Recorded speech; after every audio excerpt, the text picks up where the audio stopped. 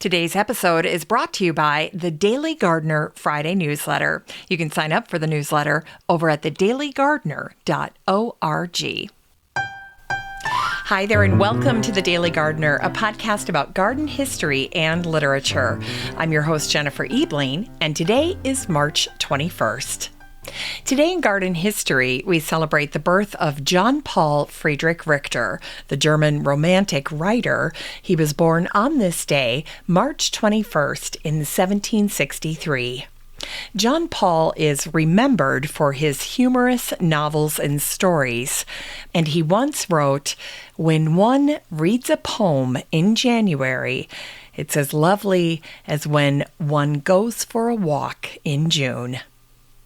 And today is also the birthday of Harry Lutf Verne Fletcher, who went by the pen names John Garden and John Hereford.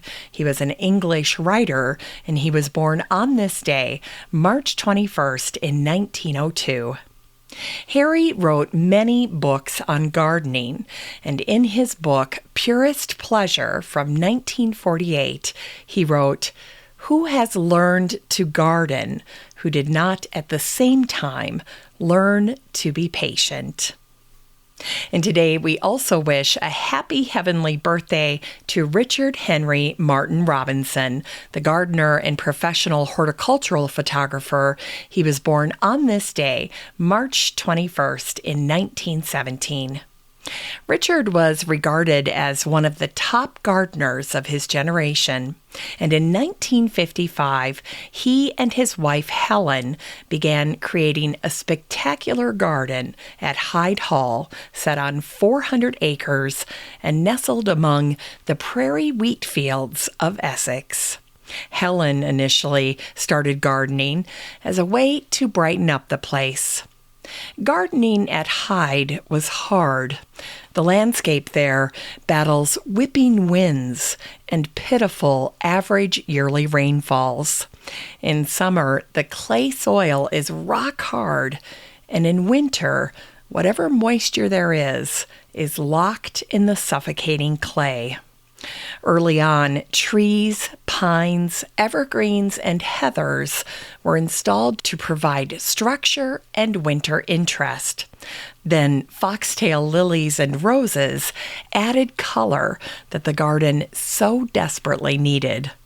Together, Richard and Helen transformed Hyde Hall into a garden masterpiece. And in 1993, nearly 40 years after the Robinsons bought Hyde Hall, the garden was gifted to the RHS. It's time to grow that garden library with today's book, The Essentials of Garden Design by John Brooks. This book came out in 2008, and it is a garden classic. John Brooks was a master garden designer who perfected his craft over 5 decades.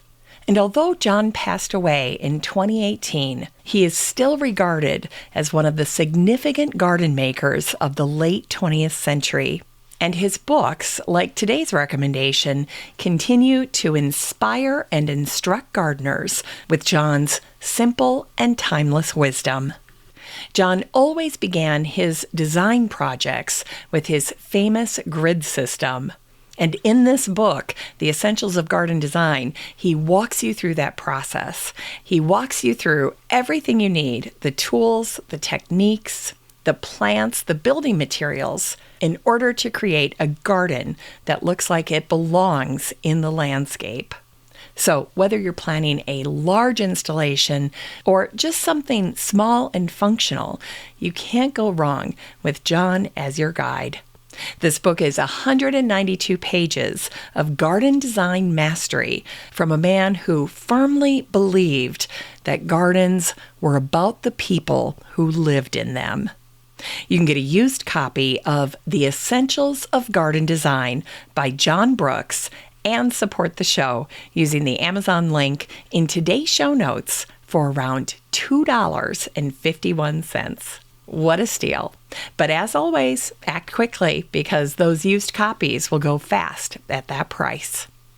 Finally, we end today's show with a botanic spark that celebrates the birthday of Phyllis McGinley, the American poet and writer of children's books. She was born on this day, March 21st in 1905.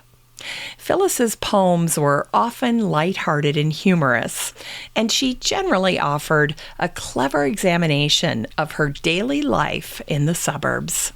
In 1961, Phyllis won the Pulitzer Prize for her book Times 3, which featured 70 poems written over 3 decades in the mid-1900s.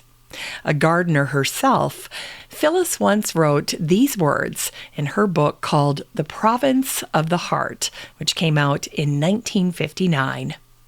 She said, "The trouble with gardening is that it does not remain an avocation. It becomes an obsession." And here's a little poem that Phyllis wrote called Daylight Savings Time. In spring, when maple buds are red, we turn the clock an hour ahead, which means each April that arrives, we lose an hour out of our lives. Who cares? When autumn birds in flocks fly southward, back we turn the clocks, and so regain a lovely thing, that missing hour we lost in spring.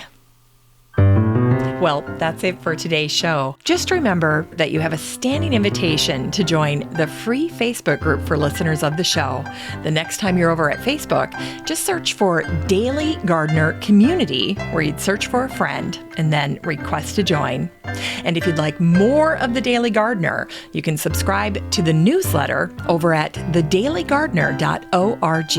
And don't forget that you can also show your support for the show by using the Buy Me a Coffee link over at the website or in today's show notes. This is Jennifer Ebling.